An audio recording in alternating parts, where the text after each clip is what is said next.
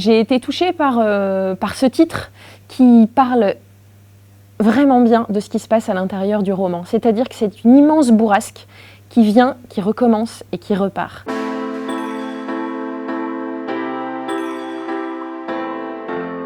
Ces trois femmes dont on suit l'histoire, c'est l'histoire qui se passe entre 1950 et 2000, trois femmes qui ne se connaissent pas, trois femmes de trois générations différentes. Au gré de leur rencontre, en fait, elles vont comprendre et mettre au jour un lien, ce lien dont elles n'ont pas conscience au départ, ce lien qui les rassemble. Voilà, c'est un lien invisible et au fur et à mesure de la découverte de ce lien, on assiste à chaque bourrasque à leur émancipation.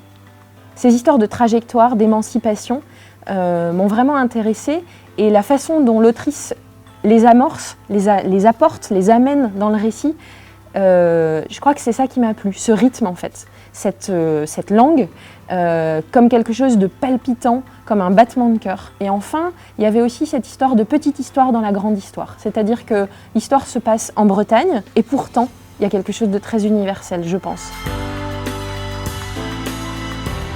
Quelque chose que j'ai lu autour de Maison du peuple de Louis Guillou et où il dit voilà qui je suis et voilà d'où je viens. Et pour moi, c'est vraiment ce dont parle ce livre, c'est-à-dire c'est une quête d'identité, c'est savoir regarder en arrière et en même temps savoir couper un par un tous les liens qui ne nous semblent pas utiles.